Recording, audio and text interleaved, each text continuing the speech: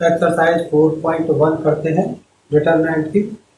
4.1 exercise में सबसे पहले क्वेश्चन नंबर 2 और क्वेश्चन नंबर 2 का सेकंड पार्ट। ये देखो सेकंड पार्ट, फर्स्ट पार्ट बहुत आसान है, ठीक है। तो इस डिटरमिनेंट की वैल्यू पूछी गई है, तो डिटरमिनेंट की वैल्यू ये भी बहुत आसान है, लेकिन फिर भी हम इसको कर देते हैं, ठीक है। ये क्या है, इन दोनों का क्या करना है, ये डिटरमिनेंट दे रखा है X square minus X plus one और X minus one X plus one X plus. तो इस डिटरमिनेंट की वैल्यू तो सिंपल 2/2 के डिटरमिनेंट की वैल्यू ये है, दोनों एलिमेंट का प्रोडक्ट करो, x square minus X plus one into x plus one, ठीक, माइनस अब ये वाला एरो, ठीक है, ये वाला एरो क्या हो जाएगा, एक्स प्लस वन और एक्स माइनस वन, ठीक। अब ये देखो ये फॉर्मूला हो गया x plus one x square minus X plus one, ये क्या होगा एक्स क्यूब प्लस वन, लेकिन ज़्यादा फॉर्मूले की भी जरूरत नहीं है, एक्स प्लस वन कॉमन ले लो वो ज़्यादा अच्छा है। दोनों में एक्स प्लस वन आ रहा है, एक्स प्लस वन कॉमन ले लीजिए, एक्स प्लस वन कॉमन ले लिया हमने, तो ये देखो क्या हो गया x square minus X plus one और इसमें minus of x plus one common जा चुका है एक्स माइनस वन, ये तो यहाँ से हमारे पास क्या आ गया वन वन, ठीक है, कुछ भी कैंसिल नहीं होगा, एक्स प्लस वन और ये देखोगे तो ये हो जाएगा एक्स स्क्वायर और minus x minus two x और ये माइनस वन, तो ये प्लस वन यानी प्लस टू, यानी कि ये आ गया एक्स प्लस वन और x square minus two x plus two, ठीक, ये एक्सप्रेशन आ गया, ठीक। तो डिटरमिनेंट की वैल्यू आ गई। डिटरमिनेंट की वैल्यू या तो कोई नंबर होगी, रियल भी हो सकता है नंबर, इमेजिनरी भी हो सकता है, या फिर कोई फंक्शन होगा, ठीक है। तो यहाँ पर फंक्शन है तो फंक्शन आ गई डिटरमिनेंट की वैल्यू, ठीक। इसी तरह से इसका फर्स्ट पार्ट है cos theta minus sine theta cos theta, ठीक, फर्स्ट पार्ट है। ये कॉस स्क्वायर थीटा होगा इन दोनों का into cos square theta minus sine theta into minus sine theta into minus sine theta, यानी कि माइनस साइन स्क्वायर थीटा हो जाएगा और ये माइनस साइन उसको प्लस कर देगा और इसकी वैल्यू आ जाएगी वन, ठीक। तो इसी तरह से क्वेश्चन नंबर वन बहुत आसान है। क्वेश्चन नंबर अब हम बात करते हैं क्वेश्चन नंबर फोर की। क्वेश्चन नंबर थ्री भी क्वेश्चन नंबर फोर की तरह है। तो क्वेश्चन नंबर फोर ये है, इसमें हमें एक मैट्रिक्स गिवन है, matrix A, if matrix A matrix A ये है देन शो दैट, तो शो करना है आपको 3A मैट्रिक्स 3A का डिटरमिनेंट, पूरी 3A का determinant equal to 27 times of determinant of A. तो इसके लिए हम सबसे पहले तो मैट्रिक्स ए का डिटरमिनेंट पता करेंगे। हम ए का डिटरमिनेंट पता करेंगे तो देखो कैसे पता करेंगे, इट्स फर्स्ट रो लिख लो वन और जीरो और वन, ठीक है। ये माइनस में आएगा, ये प्लस हो गए और इसके साथ में इसका माइनस देखो वन, तो वो कर दो 1 2 0 4, यानी कि वन का रो और कॉलम हटा दो तो ये बचा आपके पास, ये डिटरमिनेंट क्या हो गया माइनर हो गया, ठीक है। जीरो का माइनर देखेंगे तो जीरो का माइनर देख लो क्या मतलब, तो चलो फिर भी देख लो जीरो का माइनर, ये और ये हटा दो 0 0 2 4 0 0 2 4, ठीक है, प्लस फिर ये माइनस अब फिर प्लस, ठीक है, माइनस और टू फैक्टर बताया था ना, ठीक। उसी तरह से तो ये वन, तो इसका वो हटा दो आप, इसकी वन की वो हटा दो, कॉलम हटा दो, 0 1 0 0 ये भी 0 आ गया, 0 1 0 0, इस पर डिटरमिनेंट में भी 0, यानी कि ए डिटरमिनेंट ऑफ ए कितना हो गया 4, यहाँ पर डिटरमिनेंट ऑफ ए कितना हो गया 4 माइनस उधर इन दोनों का इंटू 4 और इन दोनों का इंटू 0, तो 4 माइनस 0 4 ही हो गया, ये 0 हो गया और ये भी 0 हो गया, यानी कि ए का डिटरमिनेंट आ गया। अब 3A मैट्रिक्स का डिटरमिनेंट, तो 3A मैट्रिक्स क्या होगी, तो नाउ 3A मैट्रिक्स 3 का सारे एलिमेंट में इंटू करोगे, 3 0 3 0 3 6 जीरो जीरो और इसमें 3 टाइम करेंगे, ये हो जाएगा 12। और 3a का डिटरमिनेंट, अब ये 3a मैट्रिक्स हो गई, इसका डिटरमिनेंट, इसका डिटरमिनेंट ये 3 और 3 के साथ कितना 3 6 और 0 12 0 12 माइनस 0 टाइम्स ऑफ 0 6 0 12 0 के साथ दोनों ध्यान दो, इसका कॉलम और ये इसकी रो हटा दी, 0 0 और 6 हो, ठीक है, वही आया प्लस। अब 3 3 के लिए 3 और ये देखो 3 के लिए 0 3 0 0 3 0 0, ठीक है। तो डिटरमिनेंट की वैल्यू ये कितना हो गया 36, ये कितना होगा 36 माइनस 0 यानी कि 36 इंटू 3, 36 इंटू 3 हो गया 108, 108 3a डिटरमिनेंट, ठीक है। अब इसको हम लिख सकते हैं क्या 3a डिटरमिनेंट इक्वल टू, ये a का डिटरमिनेंट कितना आया था 4 आया था, तो हम इसको ऐसे लिख सकते हैं 27 इंटू 4 और इक्वल टू 27 और 4 कितना है, 4 क्या है ए डिटरमिनेंट ऑफ ए का डिटरमिनेंट है। इसका मतलब अब ये हमारा प्रूव हो गया क्या 3a का whole determinant equal to 27 times of determinant of A, ठीक। इसको नोट करो, ये इसमें एक इम्पोर्टेंट थ्योरम भी और एक इम्पोर्टेंट बात बतानी है, तो पहले इसको आप लोग नोट करो फटाफट, फिर मैं इसको हटाता हूँ और बात बताता हूँ।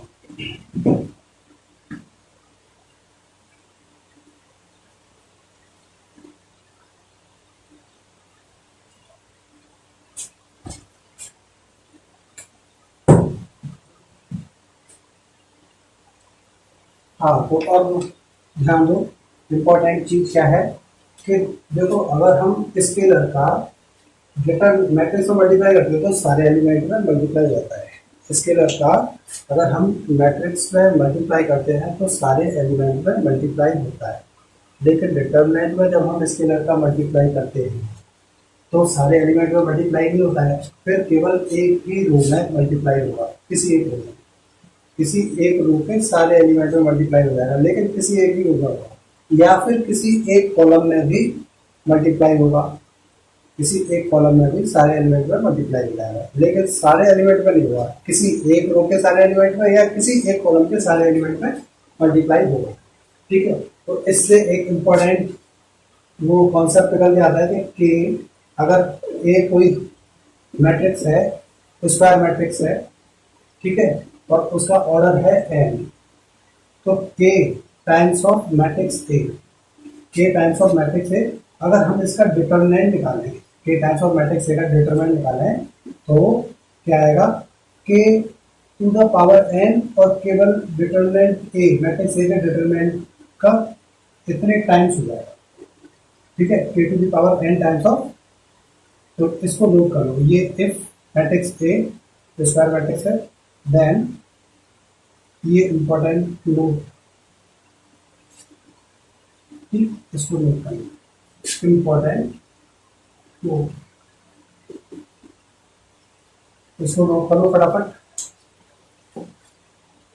वैसे ये आगे भी आएगा पर पक्का आगे ध्यान रखो, ठीक है। इसी तरह से क्वेश्चन नंबर 3 है, ठीक। तो ये दोनों क्वेश्चन करने के बाद तो ये पूरी एक्सरसाइज हो ही जाती है, कोई दिक्कत नहीं आएगी, फिर भी ये क्वेश्चन और कर लेते हैं फॉर्मेलिटी के लिए, ठीक है।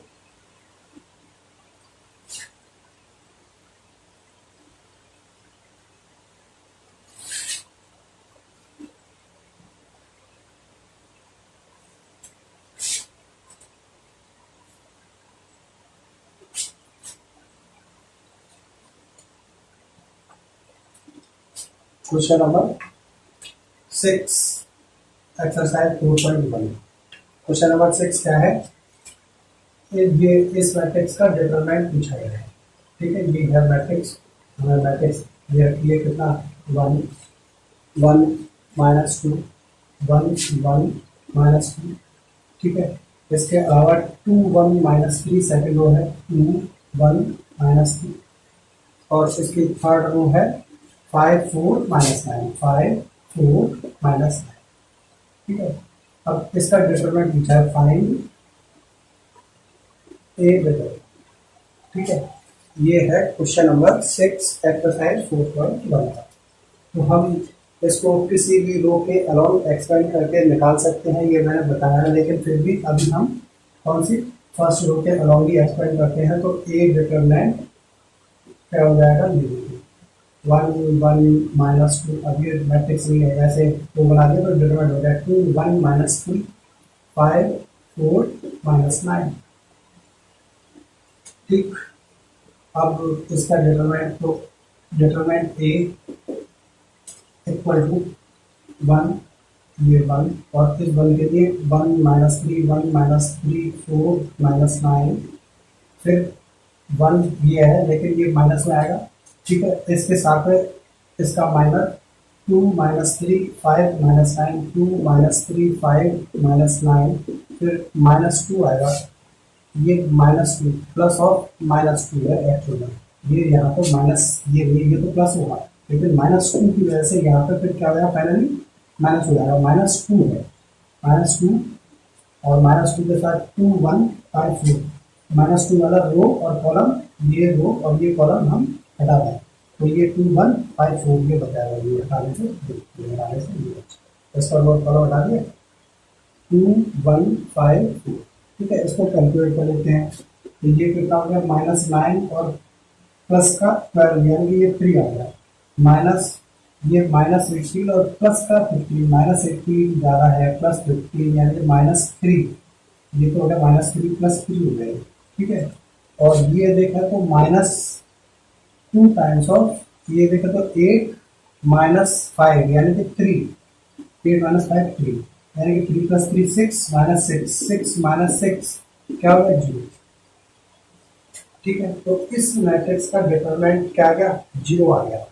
ठीक है, तो ऐसी मैट्रिक्स जिसका डिटरमिनेंट होता है 0 उसको बोलते हैं सिंगुलर मैट्रिक्स, सिंगुलर मैट्रिक्स, और जिसका डिटरमिनेंट 0 नहीं होता है उसको बोलते हैं non singular matrix. Singular matrix क्या होती है, जिसका डिटरमिनेंट निकालो और 0 आ जाए। पहले स्क्वायर मैट्रिक्स का डिटरमिनेंट होता है, यानी कि स्क्वायर मैट्रिक्स ही सिंगुलर और नॉन सिंगुलर स्क्वायर मैट्रिक्स का ही डिफाइन होता है, तो वो स्क्वायर मैट्रिक्स जिसका डिटरमिनेंट 0 है वो सिंगुलर मैट्रिक्स होगी। ठीक, ठीक है, एक छोटा सा क्वेश्चन और कर लेते हैं, क्योंकि थोड़ा उसमें कंफ्यूजन कभी कभी क्रिएट हो जाता है।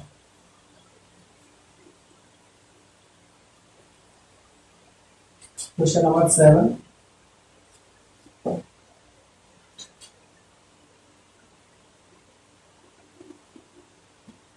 ये एक डिटरमिनेंट, दूसरा determinant x3 2x 5, x3 2x और 5 इसके इक्वल है, दो डिटरमिनेंट इक्वल है। तो इसमें कंफ्यूजन क्या होता है कि बच्चे मैट्रिक्स की तरह क्या कर देते हैं, मैट्रिक्स की तरह इक्वालिटी होल्ड करा देते हैं, यानी कि x इक्वल टू 2 और 2x इक्वल टू 4, तो x इक्वल टू कितना कर दिया, x इक्वल टू कितना कर दिया, 1 कर दिया, x इक्वल टू 2 कर दिया, लेकिन ऐसा नहीं होता है इसमें, क्योंकि ये ओवरऑल एक नंबर होता है, ये क्या होता है, ओवरऑल एक नंबर होता है। अब ये क्वेश्चन बहुत ज़्यादा कंफ्यूजन पैदा करता है, इसको देख के इसका आंसर 1 ही आएगा, लेकिन कैसे आएगा, ये तो देखो, ये तो इधर वाले डिटरमिनेंट की वैल्यू है 10 माइनस 12, ठीक है, इधर वाले डिटरमिनेंट की वैल्यू देखो 5x माइनस, इसको ऐसे करें तो ये कितना हो गया 6x, यानी कि minus x equal to minus 2, यानी कि x इक्वल टू 2, ऐसे x की वैल्यू 2 आएगी।